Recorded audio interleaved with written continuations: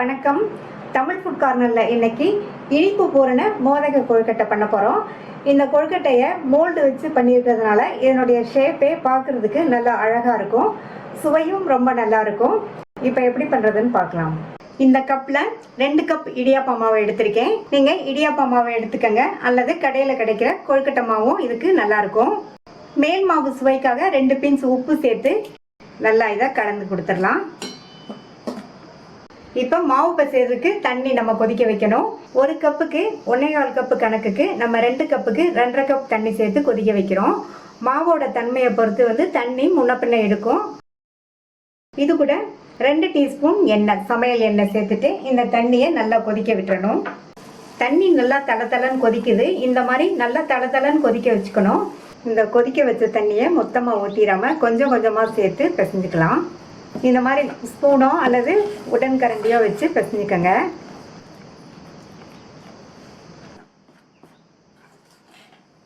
கொஞ்சம் கொஞ்சமாக தண்ணி சேர்த்து பிசைஞ்சாச்சு. மாவு கரெக்டான பக்குவத்தில் இருக்குது. இந்த மாதிரி இருக்கணும். நம்ம 2.5 கப்பு தண்ணி எடுத்தோம், அதில் 2 கப் செலவாயிருக்கு, 1/2 கப் தண்ணி மீதி இருக்குது. இப்போ மாவு சூடாக இருக்கிறதுனால ஒரு 5 நிமிஷம் மூடி வச்சிடலாம். கை பொறுக்கிற பக்குவம் வந்ததுக்கப்புறமா கை வச்சு பிசைஞ்சுக்கலாம்.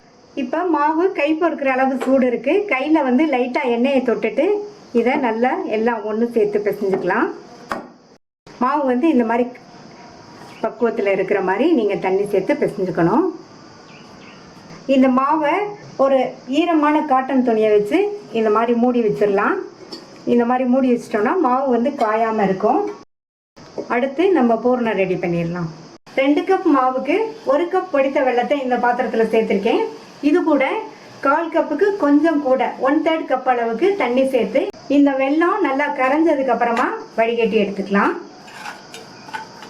அடுத்து இந்த பேன்ல 2 டீஸ்பூன் நெய் சேர்த்து, நெய் உருகினதும் அதில் நம்ம 2 கப் மாவு எடுத்தோம். 1 கப் தேங்காய் துருவலை நல்லா அழுத்தி குமிச்சு அளந்திருக்கேன். இந்த அளவு கரெக்டாக இருக்கும். இதை இதில் சேர்த்துக்கலாம். சேர்த்துட்டு இந்த தேங்காய் துருவலை ஒரு நிமிஷம் போல் நெய்யிலேயே வதக்கி விட்டுக்கணும். இந்த மாதிரி நெய்யிலேயே வதக்கிறது இந்த கொழுக்கட்டைக்கு நல்ல ஒரு டேஸ்ட் கொடுக்கும். மிதமான தீயில வச்சு வதக்கிக்கங்க. இப்போ வதக்கியாச்சு. இதில் நம்ம வடிகட்டி வச்ச வெள்ளைக்கரைசலையும் சேர்த்துடலாம். வெள்ளைக்கரைசலை சேர்த்துட்டு நல்லா ரெண்டும் ஒன்றா மிக்ஸ் ஆகிற மாதிரி இந்த மாதிரி கலந்து கொடுக்கணும். தேங்காய் துருவலும் வெல்லமும் நல்லா ஒன்று சேர்ந்து வெந்துடுச்சு. கையில் லைட்டாக தண்ணியை தொட்டுட்டு இந்த மாதிரி தொட்டு பார்த்தோம்னா கையில் கொஞ்சம் கூட ஒட்டாது. இதுதான் கரெக்டான கன்சிஸ்டன்சி. இதில் வாசனைக்கு 1/2 டீஸ்பூன் ஏலக்காய் பவுடர் சேர்த்துட்டு மறுபடியும் 1 டீஸ்பூன் நெய் சேர்த்துக்கலாம்.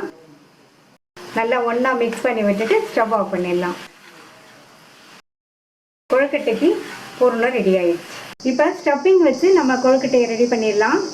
ரெடியான மாவுலேருந்து இந்த அளவு மாவு எடுத்திருக்கேன். இந்த மோல்டை வச்சு தான் நம்ம இன்னைக்கு கொழுக்கட்டை ரெடி பண்ண போகிறோம். இந்த மோல்டில் எல்லா சைடுமே எண்ணெய் அப்ளை பண்ணிக்கணும். ஒவ்வொரு தடையும் லைட்டாக இந்த மாதிரி எண்ணெய் அப்ளை பண்ணிவிட்டு நம்ம ரெடி பண்ணணும்.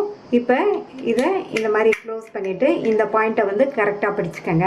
ரெடி பண்ணி வச்ச மாவுலேருந்து இந்த அளவு மாவு எடுத்து இதை உள்ளே போட்டுட்டு நல்லா எல்லா பக்கமும் நல்லா இந்த மாதிரி அழுத்தி அழுத்தி ஸ்ப்ரெட் பண்ணி விடணும். அப்போ தான் நம்ம மோல்டோட ஷேப்பெல்லாம் நமக்கு கரெக்டாக கிடைக்கும். நல்லா ஸ்ப்ரெட் பண்ணி விட்டாச்சு. இப்போ நம்ம ரெடி பண்ணி வச்ச பூரணத்தை ஒரு சின்ன ஸ்பூனில் எடுத்து கொஞ்சம் கொஞ்சமாக எடுத்து வச்சிடலாம்.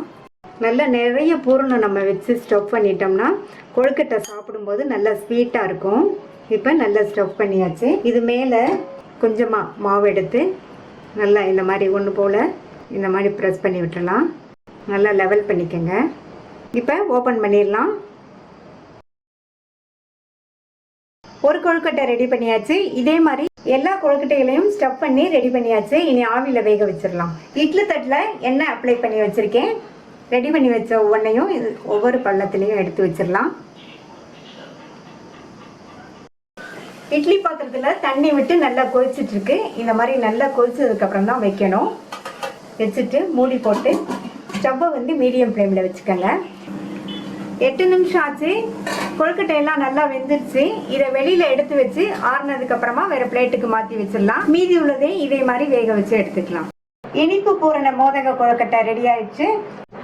நீங்களும் இதே மாதிரி மோதக கொழுக்கட்டை ட்ரை பண்ணி பார்த்துட்டு உங்கள் கமெண்ட்ஸை சொல்லுங்கள். இது வரைக்கும் தமிழ் ஃபுட் கார்னர் சேனலை சப்ஸ்கிரைப் பண்ணாதவங்க சப்ஸ்கிரைப் பண்ணிவிட்டு பக்கத்தில் உள்ள பெல் பட்டனையும் கிளிக் பண்ணிக்கோங்க. தேங்க்யூ.